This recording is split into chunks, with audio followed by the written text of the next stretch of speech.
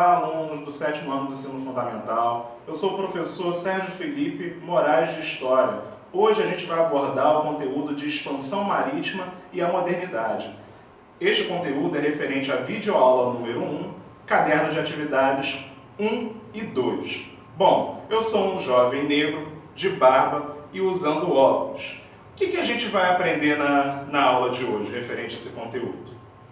Primeiro vamos falar sobre o objetivo. O objetivo hoje é identificar uma visão de mundo sobre a relação natureza e humano propagada e espalhada na modernidade. Visão de mundo refere-se a modo de pensar e viver construído ao longo da modernidade. Quando eu falo modernidade, eu estou falando de um período grande, que vai do século XV até o século XVIII. Esses períodos de séculos é 1400 e pouco até 1700 e pouco, só para situar no tempo em relação a isso. Conteúdo que a gente vai abordar. A gente vai abordar a ideia de modernidade, depois a gente vai falar sobre a expansão marítima portuguesa e espanhola, e em seguida vai falar sobre essa importância do Tratado de Tordesilhas. Teremos a questão problematizadora, conforme a gente tem abordado ao longo das videoaulas. Toda a questão que a gente faz é uma questão que se refere ao presente e que a gente vai até o passado para nos ajudar a responder essa questão. E o fechamento da videoaula será com um jogo de sim ou não. Vamos lá? Que questão é essa que é importante para a gente refletir sobre o que está acontecendo hoje? Que visão de mundo sobre a relação natureza e humano se propagou na modernidade? Século XV ao XVIII. Pessoal, o acontecimento que a gente está estudando, expansão marítima, é um acontecimento crucial e marco do início desse período moderno. O que a gente vai chamar de o homem moderno, ou o humano moderno, ele vai se formando ao longo desses séculos. E a relação com a natureza que vai se estabelecer e a visão de mundo é uma visão de mundo que a gente, ao longo das videoaulas, vai perceber como é que vai sendo construída. O que motiva, assim, na atualidade, essa abordagem de conteúdo e essa questão ser importantíssima ser abordada na videoaula? Pessoal, a gente está destruindo o meio ambiente. Vocês, na videoaula número 2, vocês vão ter uma entrevista com o professor Algemiro Caraimirim. Ele vai falar sobre isso. A gente está destruindo o meio ambiente. Então a gente tem que ver historicamente como que isso foi sendo construído ao longo da época moderna. Não é só o acontecimento da expansão marítima que vai abrir isso, mas ao longo da época moderna, os interesses envolvidos na exploração desse território que foi o Brasil foi pautado muitas das vezes na destruição das áreas ambientais. Vamos lá. A gente vai abordar motivações da expansão marítima e comercial. Primeira coisa que eu queria falar para vocês em relação a um cuidado que a gente tem que ter.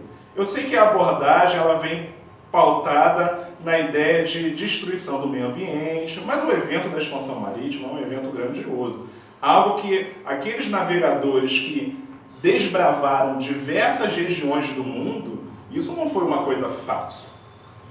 Quem mora aqui em Angra sabe muito bem que partir do centro de Angra até Ilha Grande, navegar nesse trajeto não é fácil. Muitos navegadores falam que tem diversas pedras debaixo do mar. E quem não é habituado na navegação pode bater com barco. Então essa viagem de conhecer novos continentes e desbravar novos territórios, ela tem que ser considerada assim. É mais ou menos em relação ao conhecimento. O nosso conhecimento também é desbravar o desconhecido. É uma atividade de risco. E esses navegadores correram muito risco. Mas a abordagem que a gente escolheu para a aula de História é o que nos está incomodando na atualidade. É a questão ambiental. Esse é o foco. E para tratar sobre isso, a gente vai recuar no passado para falar dessa questão. Vamos lá. O que é a expansão marítima, em termos históricos? A expansão marítima foi o processo histórico de exploração e descoberta de novas rotas comerciais para o que a gente vai conhecer como o Oriente, eu vou mostrar no mapa posterior, e descoberta e exploração de um novo território que veio a ser chamado de continente americano. É o continente que a gente mora. E por que ocorreu essa expansão marítima? Tem vários motivos que explicam isso ter iniciado. O primeiro deles era a necessidade de especiarias. As especiarias naquela época eram muito caras. E especiarias significa temperos. Noz moscada, canela, pimenta, gengibre. Todas essas especiarias eram muito valiosas na época.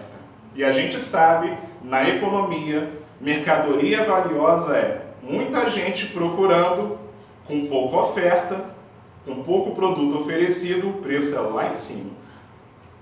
Se a oferta é muito grande, pouca procura, o preço é lá embaixo. Vocês sabem muito bem quando é comprar um celular no lançamento, muita gente querendo comprar o celular, fica com o preço lá em cima.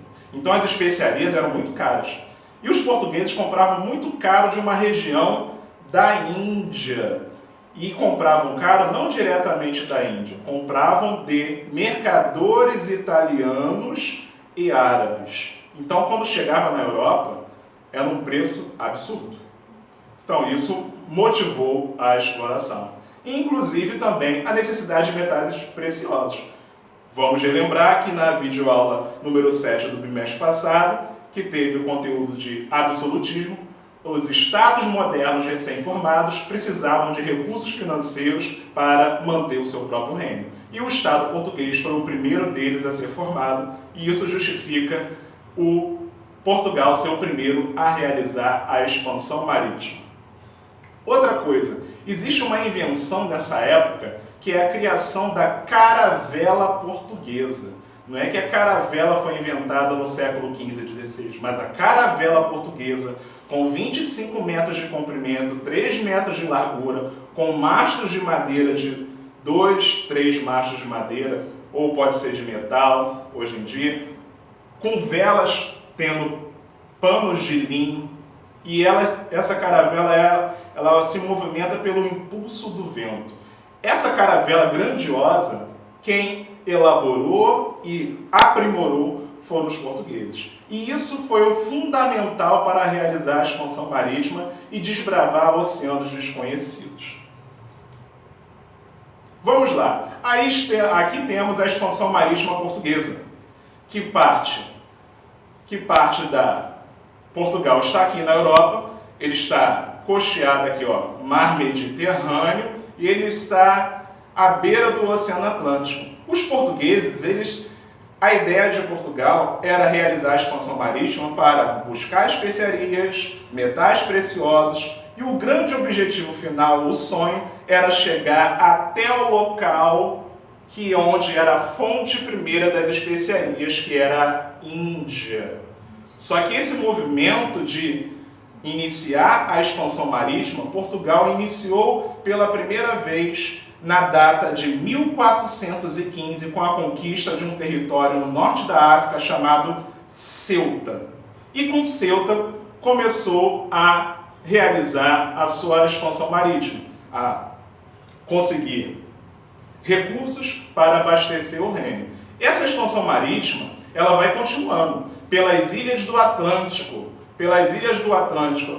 chamada Ilha da Madeira, Ilha dos Açores, até chegar ao Cabo Bojador. Eu grifei de amarelo o Cabo Bojador porque a viagem até o Cabo Bojador e ultrapassar aqui a parte de baixo do continente africano, ela não conseguia ser feita até a data de 1434.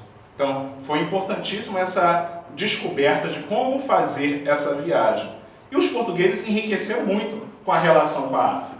Só que temos que afirmar uma coisa, primeiramente. A África, nesse momento, não foi conquistada. Não ocorreu colonização do continente africano. O que os portugueses fizeram é instalar pontos fortificados destinados ao comércio. Uma base territorial para realizar comércio. Essa palavra que representa isso é chamada de feitorias. É a palavra que os portugueses instalaram. Então, quando você ouvir falar feitorias, é sinal que não houve colonização, que significa ocupar, conquistar e explorar. Se não foi feito as três coisas juntas, não houve colonização. Então, o que aconteceu na África foi uma relação comercial, uma dinâmica de interesses que permitiu que a monarquia portuguesa se enriquecesse. Seguindo a viagem, os portugueses continuaram pela costa ocidental da África, Cabo Verde. É em Cabo Verde que eles vão fazer a primeira experiência com a cana-de-açúcar e realizar tráfico de escravos. A experiência que vai ser trazida para o Brasil vai ser em Cabo Verde. E aí, uma outra viagem dificílima, que era ultrapassar e conhecer que existia uma terra aqui a leste, que era o Cabo das Tormentas, e quando Bartolomeu Dias ultrapassou, virou o Cabo da Boa Esperança. E em 1498, chegou em Calicut, na Índia, para o desespero dos árabes italianos, que agora os portugueses puderam comercializar o produto, as especiarias, de forma direta. E aí você tem a expansão espanhola. Os espanhóis perceberam essa expansão portuguesa e encontrou em Cristóvão Colombo um navegador com apoio da monarquia espanhola recém-formada para empreender uma navegação arriscadíssima, que é fazer a circunnavegação da Terra. Isso era uma viagem arriscada. Ninguém acreditava que a Terra era redonda. Muitos acreditavam que ela era plana. E se você seguisse em direção a oeste, você cairia no precipício.